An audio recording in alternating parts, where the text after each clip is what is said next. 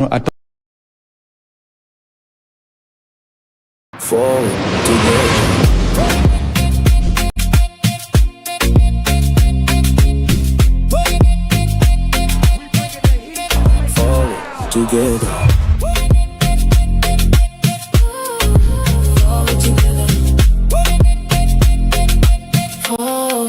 Forward together.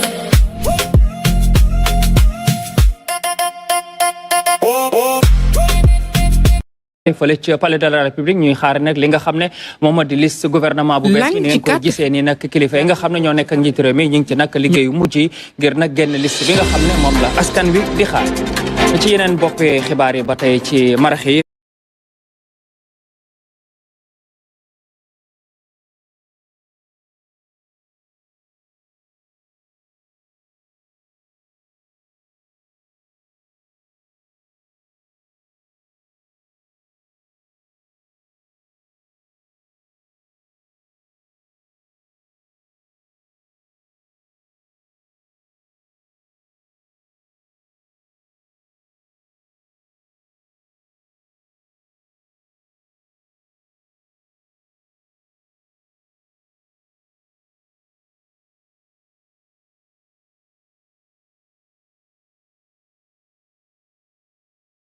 clair tracé par le président de la République et qui a besoin d'être matérialisé et permettre aux Sénégalais, bien sûr, d'avoir des réponses à leurs attentes parce que c'est de cela qu'il s'agit.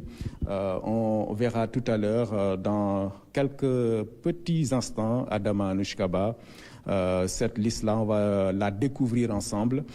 Il faut juste rappeler aussi, Aboubakri, qu'on avait, je pense, 30 membres du gouvernement, l'équipe sortante, 25 notamment. Il ne s'agit pas d'un changement de cap, mais plutôt de méthode, et que le référentiel reste le même. C'est la vision Sénégal 2050 qui a donc été définie par le président de la République, Bassirou Diomaye Faye. Il s'agira donc pour ces hommes et ces femmes, l'équipe dirigée par le Premier ministre Al-Aminou Lo, donc de se mettre au travail tout de suite pour résoudre les difficultés, pour résoudre les problèmes et trouver donc des solutions aux problèmes rencontrés par les Sénégalais dans tous les secteurs de la vie.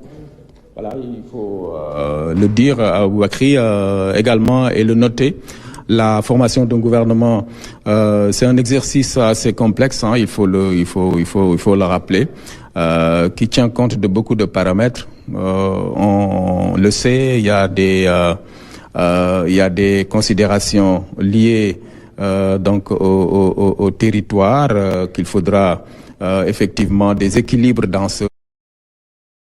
Également des choses à prendre en compte dans le domaine religieux aussi, hein, beaucoup de paramètres en tout cas, des équilibres tout court qu'il faut considérer.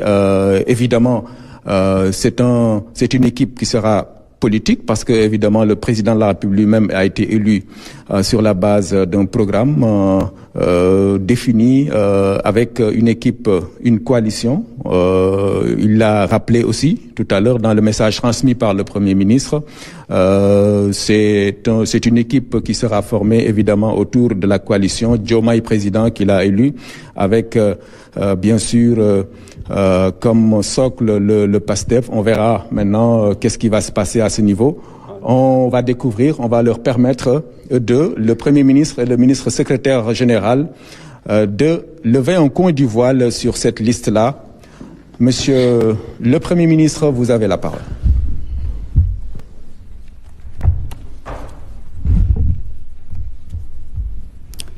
Chers concitoyens, le lundi 25 mars 2026, Monsieur le Président de la République m'a fait l'honneur de me nommer à la fonction de Premier ministre.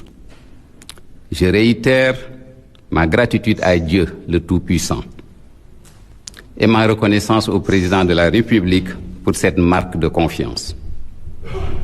Nous voici aujourd'hui à la formation d'un nouveau gouvernement. Après les consultations d'usage avec toutes les personnes concernées, dont le président du parti PASTEF. Je voudrais tout d'abord indiquer que Monsieur le Président de la République, gardien de la Constitution, tient à rappeler qu'en toutes circonstances, un homme d'État doit veiller à ce que la patrie et la République soient toujours au-dessus de toute considération partisane, de quelque sorte que ce soit. Le chef de l'État reste fermement attaché, d'une part, à la fidélité à l'esprit du projet Diomaye Président et d'autre part, à l'esprit et à la lettre de la vision Sénégal 2050.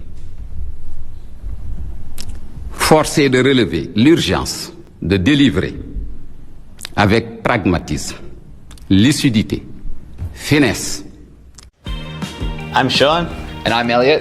And we're the co-managing directors of Booty. La patrie et la République soient toujours au-dessus de toute considération partisane, de quelque sorte que ce soit. Le chef de l'État reste fermement attaché, d'une part, à la fidélité à l'esprit du projet Diomaye Président et d'autre part, à l'esprit et à la lettre de la vision Sénégal 2050. Force est de relever l'urgence du Premier ministre à nommer les ministres et fixer la composition du gouvernement, nouveau gouvernement qui compte 30 membres. Je disais qu'il les a consultés et le président fait sienne cette parole divine, consulte-les à propos des affaires, puis une fois que tu t'es décidé, confie-toi donc à Dieu. Dieu aime en vérité ceux qui lui font confiance. mbokk yi altine bi weesu président de la république tapp na ma nekk premier ministre maa ngi ci sant yàlla di gërëm président de la république pour kóolute gi tey maa ngi fii seen kanam en tant que premier ministre pour fésal liste gouvernement bi nin koy faral di defee gouvernement bu ne dafay am ay consultation mooy ñoo woo wax ak ñoom waxtaan ak ñoom président toog naa mu def koog ñépp président toog naa ak ñim war a toogal bokk ci président parti Pastef dama bëggoon njëkk rek fàttali ne président moom mi nga xam ne ni mooy gardien de la constitution nee na homme d'état fu mu toll rek toogaay bu ne daa war a jël réew mi muy patrie bi ak république bi ni ñuy doxale mbir yi ñu nekk ci kaw lépp loo xam ne far fenn la ak far boo mën a far président de la république nee na tënk na boppam ci projet Diomaye président bi nga xam ne moom la sénégalais yi defee alternance di tënk boppam tëm ci vision Sénégal 2050 mooy tabax boobu ñu tabax wax fu ñu jëmale Sénégal nga xam ne ñu ngi ci taataane lu bari ci projet Diomaye président